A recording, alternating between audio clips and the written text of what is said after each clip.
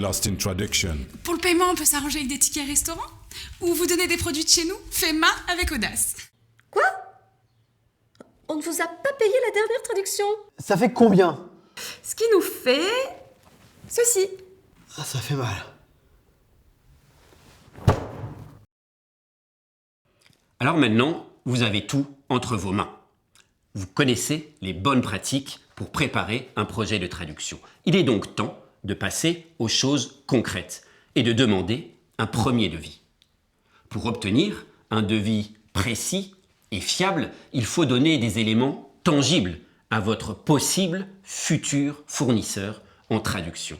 Alors je vais faire une analogie, peut-être un peu audacieuse, entre l'achat d'une traduction et l'achat d'une voiture. Prenons cet exemple. Bonjour, voici mon site internet. Je vends des produits sympas.fr. Je désirerais un devis de traduction.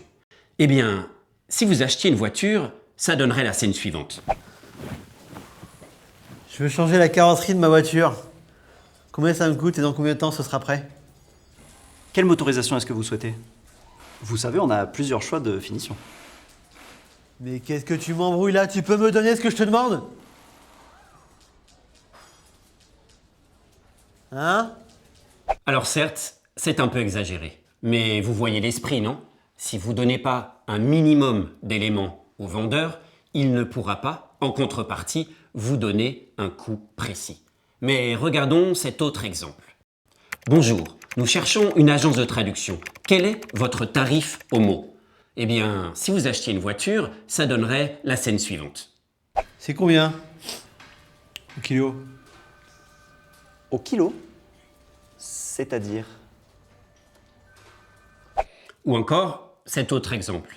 Bonjour, nous sommes en pleine refonte de notre site web. Les contenus seront finalisés d'ici 2 mois. Nous voudrions traduire notre site, mais on ne sait pas exactement encore dans quelle langue. Pouvez-vous nous envoyer un devis urgemment? Hé, je veux une voiture. Oui. Quel type? Une allemande, une française, une japonaise?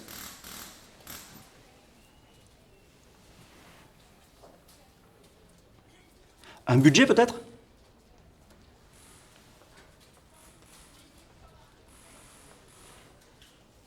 Une date de livraison souhaitée?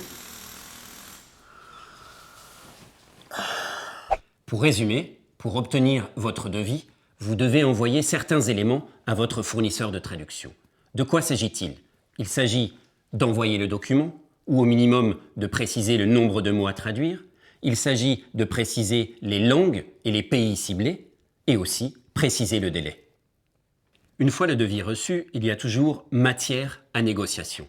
Mais n'oubliez pas, celle-ci doit toujours se faire sur le mode qui pro quo. Une chose contre une autre.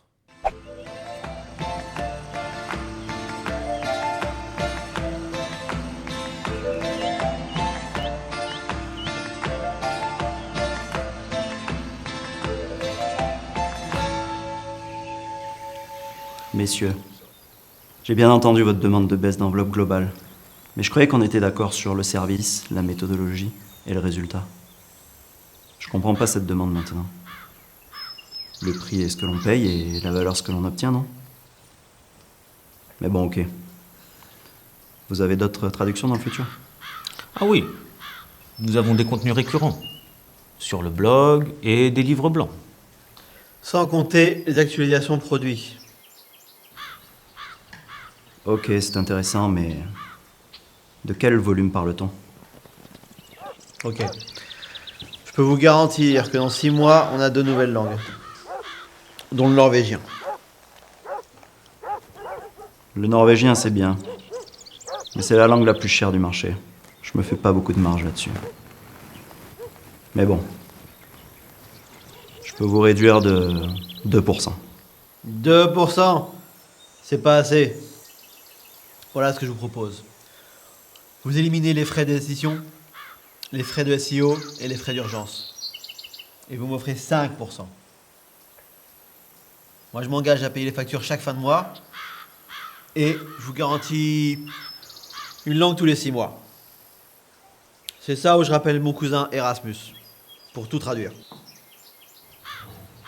Ok, je vois avec ma compta et je reviens vers vous.